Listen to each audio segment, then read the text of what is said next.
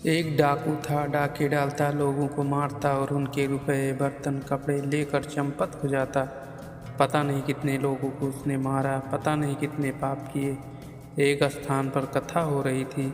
कोई साधु कथा कर रहे थे, बड़े बड़े लोग आए थे। डाकू भी आ गया। उसने सोचा कथा समाप्त होने पर रात्रि हो जाएगी। कथा में से जो बड़े आदमी घर लौटेंगे, उनमें से किसी को मौका देखकर लूट लूँगा। कोई कैसा भी हो, वो जैसे समाज में जाता है उस समाज का प्रभाव उस पर अवश्य पड़ता है। भगवान की कथा और सत्संग में थोड़ी देर बैठने या वहाँ कुछ देर को किसी दूसरे बहाने से जाने में भी लाभ होता है। उस कथा सत्संग का मन पर कुछ न कुछ प्रभाव अवश्य पड़ता है। कथा सुनकर उसको लगा कि साधु तो बड़े अच्छे हैं। उसे कथा सुनकर मृत्यु का डर लग रहा था और मरने पर पापों का दंड मिलेगा, ये सुनकर वो घबरा गया था। वह साधु के पास गया। महाराज, मैं डाकू हूँ। डाका डालना तो मुझसे छूट ही नहीं सकता। क्या मेरे भी उद्धार का कोई उपाय है? उसने साधु से पूछा। साधु ने सोचकर कहा, तुम झूठ बोलना छोड़ दो। डाकू ने स्वीकार कर लिया और लौट पड़ा। कथा से लौटने वाले घर चले गए थे। डाकू ने राजा के घर डाका डालने का निश्चय किया। वह राजमहल की ओर चला। पहरेदार ने पूछा, कौन है? झूठ तो छोड़ ही चुका था। डाकू ने कहा, डाकू हूँ मैं। पहरेदार ने समझा कोई राजमहल का आदमी है, पूछने से अप्रसन्न हो रहा है। उसने रास्ता छोड़ दिया और कहा, भाई मैं तो पूछ रहा था, नाराज क्यों होते हो? जाओ, अंदर जाओ।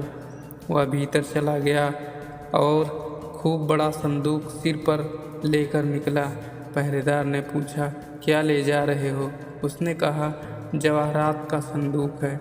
पहरेदार ने पूछा, किससे पूछकर ले जाते हो?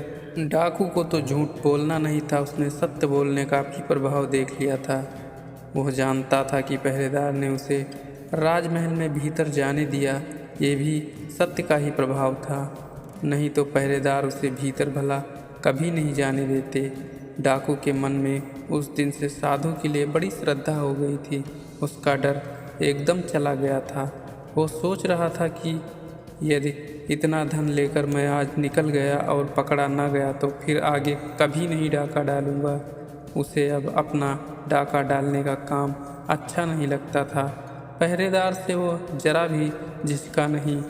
उसे तो सत्य का भरोसा हो गया था। उसने कहा, डाका डालकर ले जा रहा हूँ।